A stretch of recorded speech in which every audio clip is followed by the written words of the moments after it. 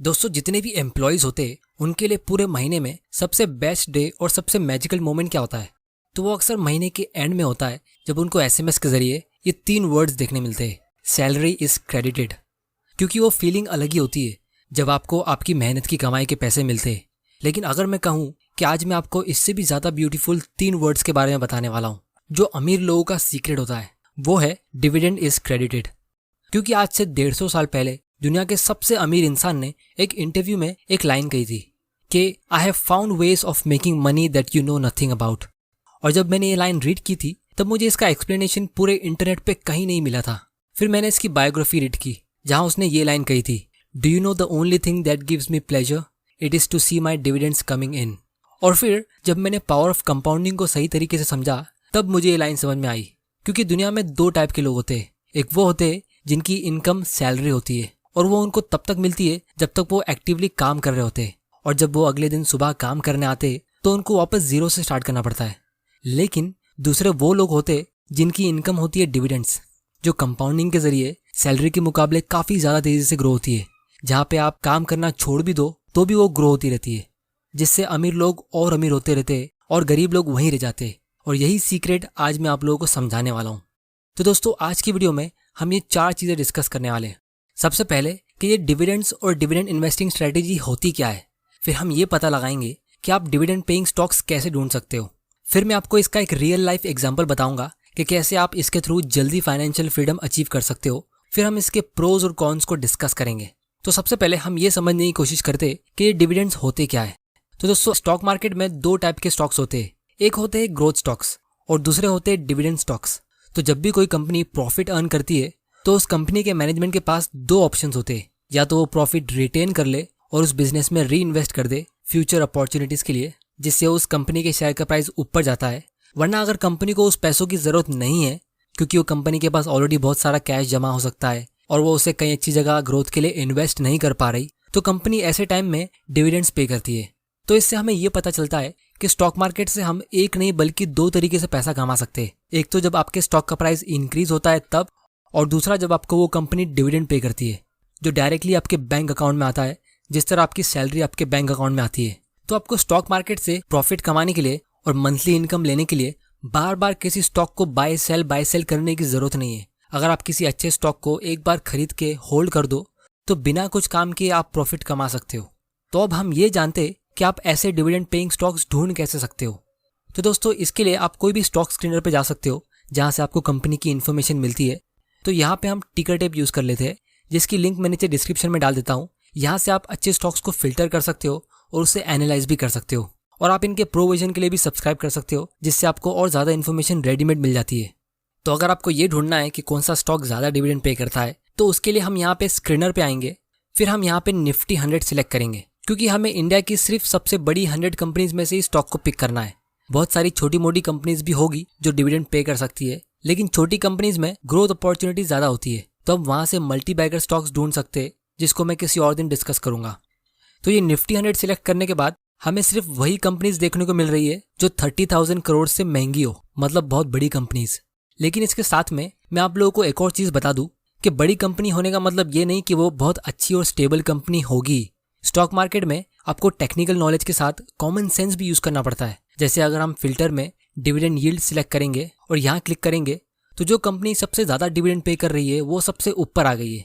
अब जिनको dividend yield नहीं पता, इसका मतलब ये होता है कि कंपनी के शेयर प्राइस के मुकाबले कंपनी कितने रुपए का डिविडेंड पे कर रही है, तो परसेंटेज के फॉर्म में बताया जा रहा है।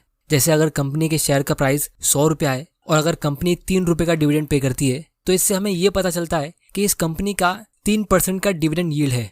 मतलब आप इसको एक हिसाब से इंटरेस्ट रेट समझ सकते हो कि जितना रुपया आप इन्वेस्ट कर रहे हो उस पर आपको कितना % का इंटरेस्ट मिल रहा है डिविडेंड के नाम पे। तो यहाँ पे सबसे ऊपर कोल इंडिया का नाम है जो 9% का डिविडेंड पे कर रही है। तो अब आप में से कुछ लोग कहेंगे कि यार ये तो बहुत अच्छी बात है, क्योंकि इंडिया में कोई भी एफडी 9% का इंटरेस्ट दे ही नहीं रहा है, आपको मैक्सिमम 6 से 7% का इंटरेस्ट मिलता है। तो सबको एफडी से पैसा निकाल के इन कंपनीज में पैसा डाल देना चाहिए। तो दोस्तों, इसकी वजह यह है कि ये कंपनी के नाम से ही आपको पता चल जाना चाहिए कि ये इतना ज़्यादा डिविडेंड क्यों पे कर रही है।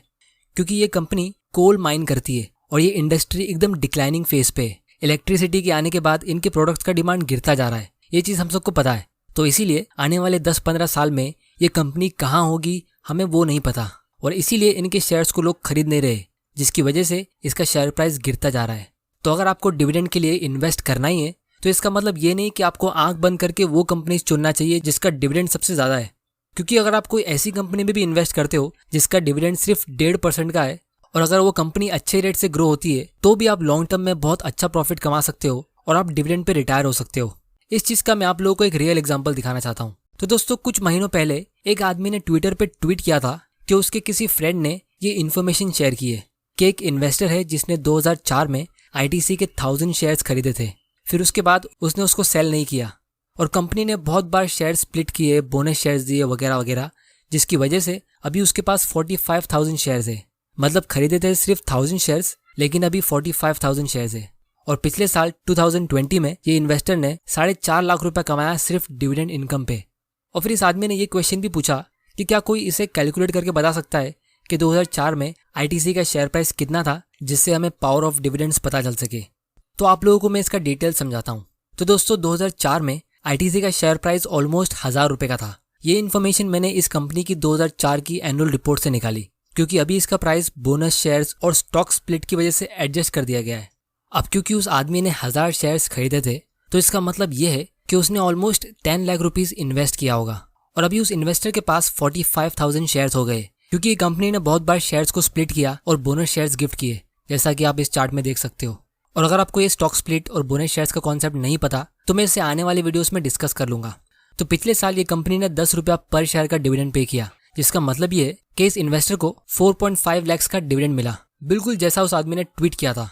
अब दोस्तों, याद रखिए कि स्टॉक का जो प्राइस इंक्रीज होता है वो अलग बेनिफिट है, क्योंकि 45,000 शेयर्स की मार्केट वैल्यू आज के हिसाब से 92 लाख की होती है।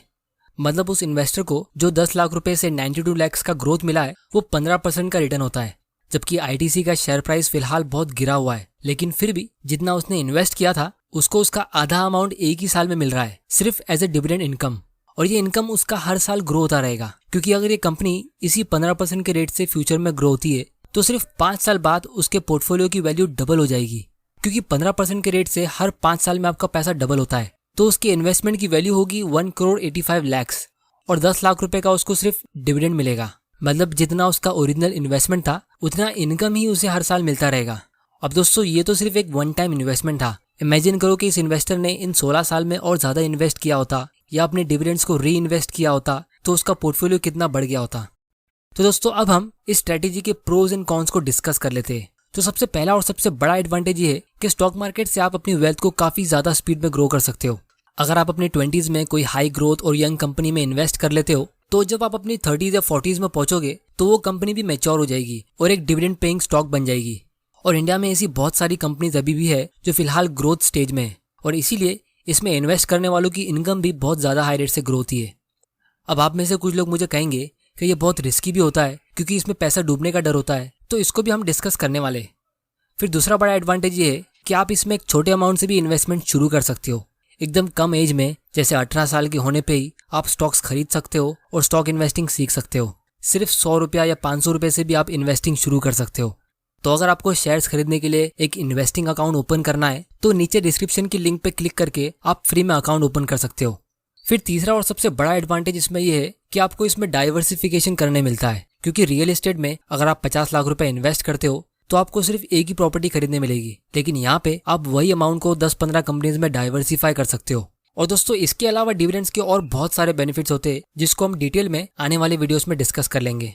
अब दोस्तों, इसका डिसएडवांटेज सिर्फ एक ही है कि आपको इसके बारे में अच्छी नॉलेज होना जरूरी है, लेकिन मेरे हिसाब से ये एक डिसएडवांटेज नहीं है, क्योंकि कोई भी फील्ड में आपको नॉलेज होना जरूरी होता ही है। फिर चाहे आप रियल एस्टेट में इन्वेस्ट करते हो या गोल्ड में या कोई और स्कीम में।